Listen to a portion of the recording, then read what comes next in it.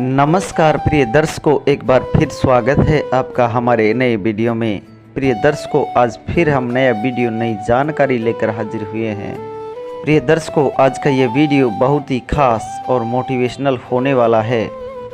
प्रिय दर्शकों, आज का जो प्रसंग है, आज की जो कहानी है, वो एक शेर और एक भेड़िया की कहानी है। प्रिय दर्शकों, आज हम इस वीडियो में जो कहानी लेकर आए हैं वो कहानी बहुत ही शिक्षादायक है और प्रेरणादायक है।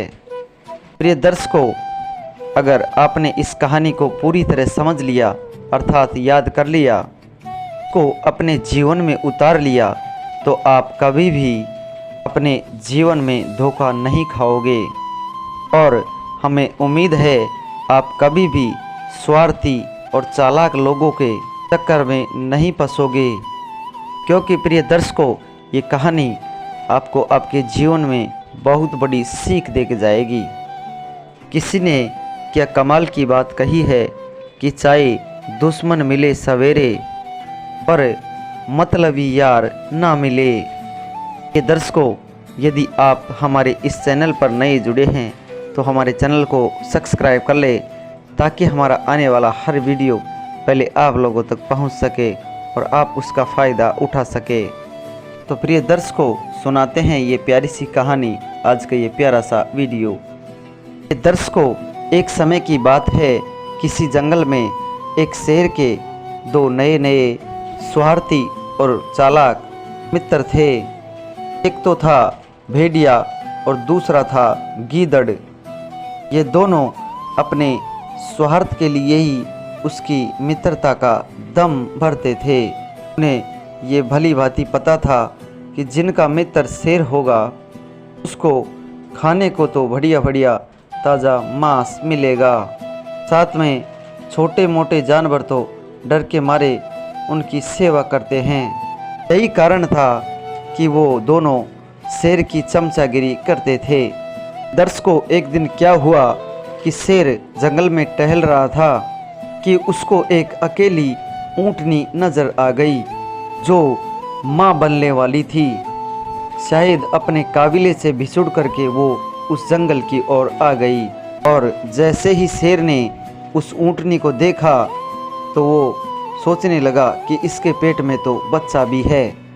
दर्शकों, तो शेर ने ऊँटनी का पेट फाड़कर उसके बच्चे को जीवित निकाल लिया और ऊँटनी का मांस खाकर बड़ा आनंद लेने लगा और उस ऊँटनी के बच्चे को वह अपनी गुफा में ले आया।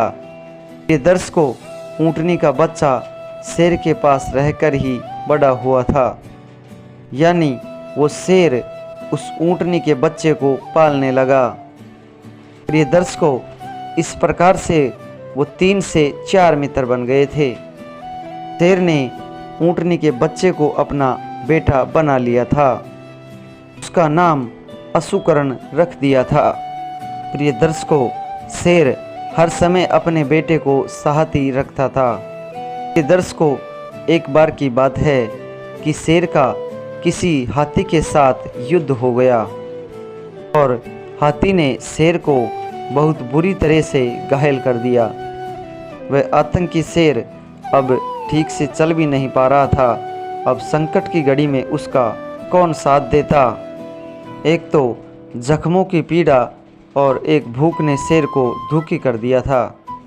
दर्शकों, उसने अपने तीनों मित्रों को बुला करके कहा कि मैं तो भूख से मर रहा हूँ और मेरे लिए आप कोई ऐसा शिकार ढूंढ करके ले आओ तो मैं यहाँ बैठा बैठा खाकर अपना टाइम पास कर सकूँ। ये दर्शकों, तीनों ने जब शेर की मजबूरी और बेबसी को देखा तो वो शिकार की तलाश में जंगल की ओर चल दिए। लेकिन भेड़िया और गीदड़ को क्या कभी शिकार मिलता है? दर्शकों, ऊँट का बच्चा तो बेचारा शिकारी था ही नहीं, उसको तो शिकार कहाँ से मिलता।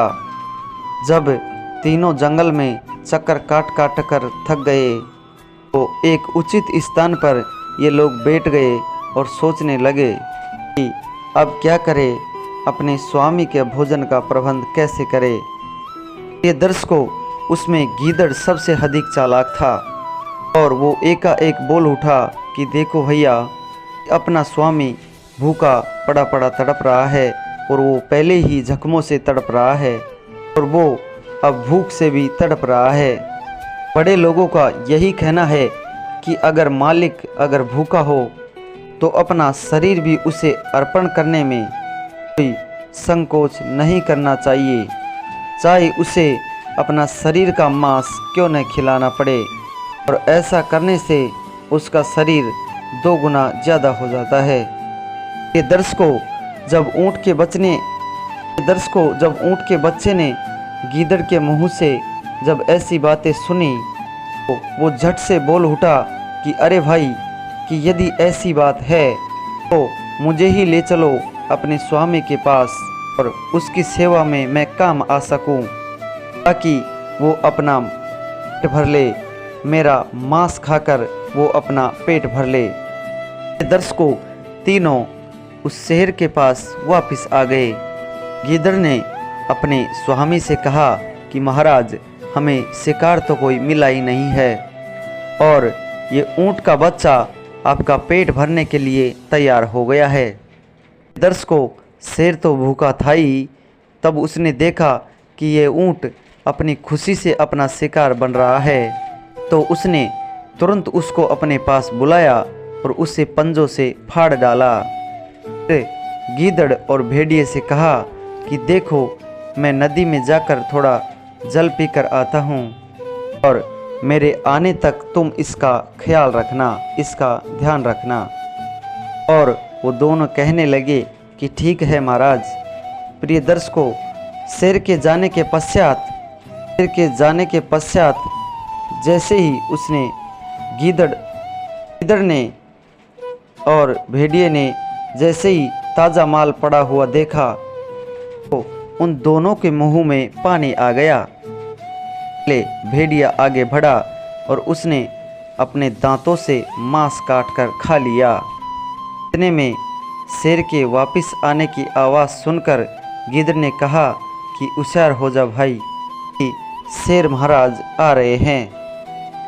ये दर्शकों, भेड़िया पीछे हटकर खड़ा हो गया, मगर उसके दांतों के निशान तो वहाँ पर शेर ने साफ देख लिए थे।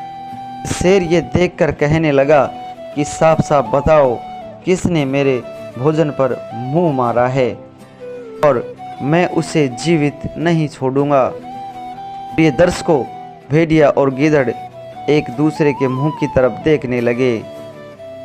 दर्शकों, भेड़िया समझ गया कि उसकी मौत अब कोई नहीं रोक सकता है। मौत भेड़िए के आंखों के सामने नाच रही थी।